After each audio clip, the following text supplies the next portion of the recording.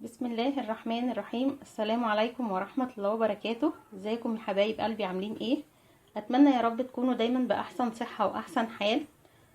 النهاردة ان شاء الله زي ما احنا شايفين مع بعض كده، وواضح معايا من الفيديو بتاعي ان احنا هننضف العيون بتاعة البوتاجاز بتاعتنا.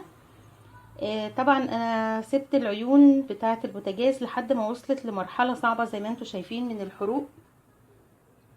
حاجات بتقع عليها طبعا وبتتحرق بالشكل ده اهو، بنفس الشكل. طبعا دي كان شكلها زي دول بالظبط دلوقتي. انا نضفتها، وهوريكم طبعا ازاي نضفتها دلوقتي بمكون موجود في كل بيت. وطبعا حتى لو مش موجود في كل بيت سهل ان احنا نجيبه وهننضف بيه من غير مية ومن غير صابون، وهتكون معانا بالشكل اللي احنا شايفينه ده. طبعا انا نضفتها كلها ما عدا طبعا الحتة دي، لسه يعني هعملها تاني.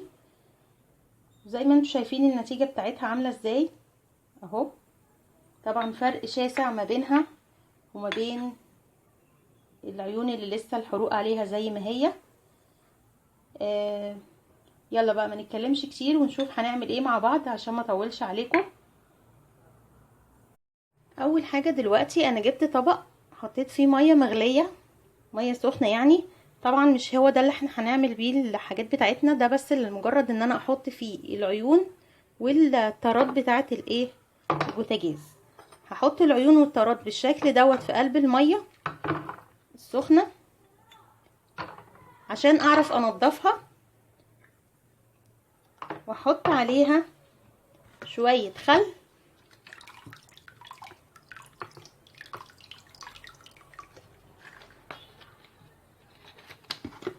وشويه من الكربوناتو،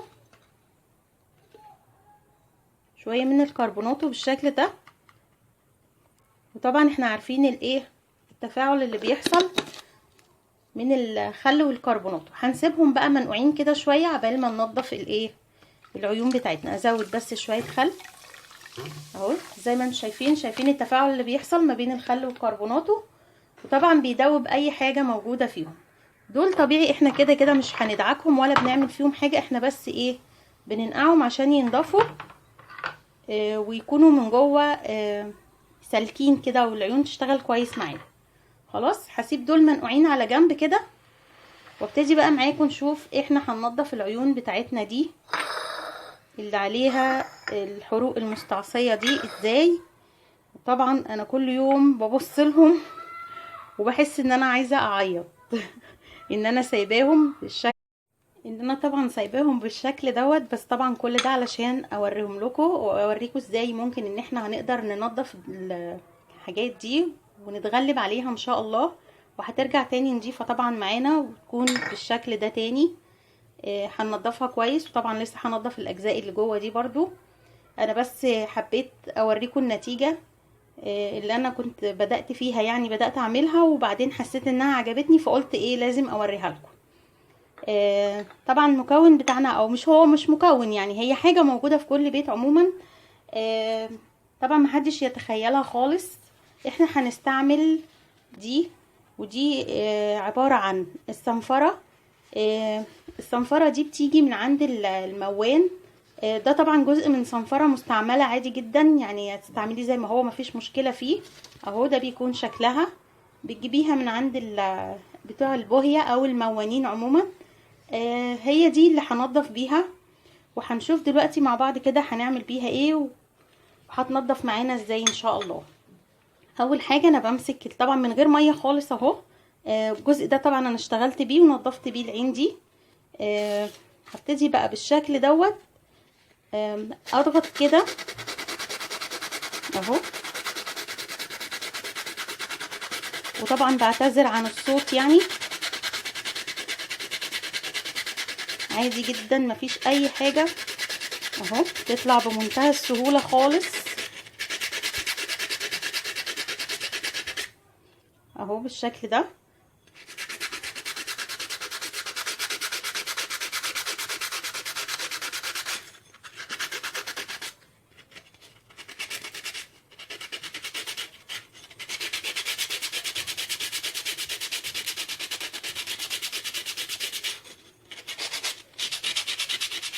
بعتذر لكم عن صوتها طبعا.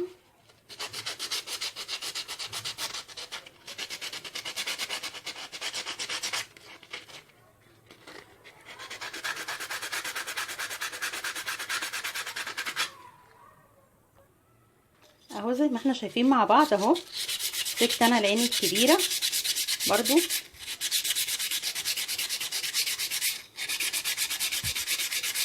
اهو بصوا معايا المنظر. طبعا فرق بينها وبين دي برضو، لان دي اكتر عين كان عليها حروق جامده قوي، ولسه برضو هتنضف معانا اهو.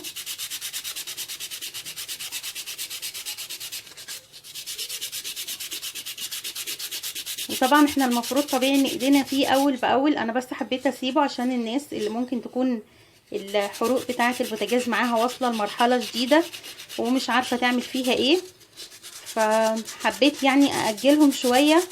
وطبعا يعني انا اسفه طبعا لبشاعه المنظر يعني.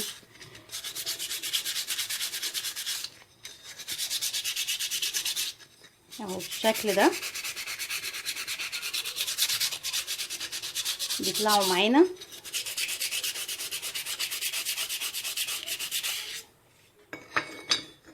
اهو كمان بصوا دي خفيفه شويه الحاجات اللي فيها. وعلى فكره العيون بتاعتي دي المفروض ان هي لما بتتحط في ميه وكربوناته انا بحس ان هي بتغمق، معرفش ليه، هل هي ألمونيوم ولا ايه. المهم يعني ان هي بتطوس معايا وبيبقى شكلها مش لطيف مع الكربوناتو والخل. فطبعا كان لازم اشوف حل تاني غير ان انا اخلي لونهم يتطفي يعني.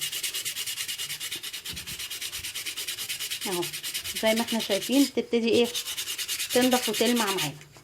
هكمل انا بقى وارجع لكم عشان ما اطولش عليكم.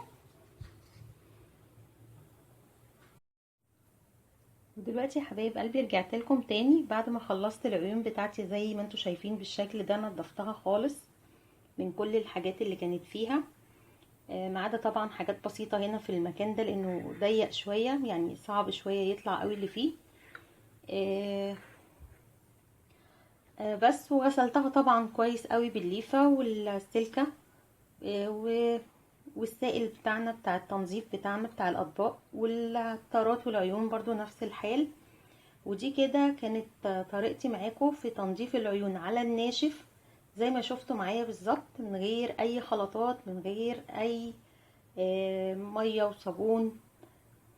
بس خلاص كده ده شكلهم طبعا النهائي اهو بعد ما اتعملوا معايا. وطبعا شفتوا الشكل الاول كان عامل ازاي زي ما انتم شايفين معايا كده. هم عندي مطفيين شويه لان انا كنت عملت قبل كده، كنت حطيتهم في الخلطه بتاعه الخل وكربوناته زي ما قلت لكم، وده بيطفي الالومنيوم بالشكل ده فبيعمل فيه الاثار اللي انتم شايفينها دي طبعا خلاص حاجات ما بتطلعش يعني. فنصيحه للعيون بتاعتها بالشكل ده ألمونيا ما تحطهاش في الخلطة بتاعه الايه الخل والكربوناتو لانها بتخليها لونها يطوس ويغير بالشكل ده. دلوقتي بقى هبتدي اغلفها. هغلف العيون بقى بورق الألمونيوم. وطبعا احسن حاجة ان احنا دايما نعملهم اول باول، ما نخليهمش تتكوم عليهم حروق او اي حاجة عشان يكونوا اسهل دايما في تنظيفهم. هغلفهم بقى وارجع لكم تاني. ودلوقتي بقى انا غلفتهم بورق الالومنيوم اهو بالشكل دوت، وسبت لكم واحده منهم علشان اوريكم بنعمل فيها ايه بالظبط. طبعا احنا بنغلفها بالشكل دوت عادي جدا. باجي هنا وبحط العين بتاعتي كده بالشكل ده واضغط والف كده بالشكل ده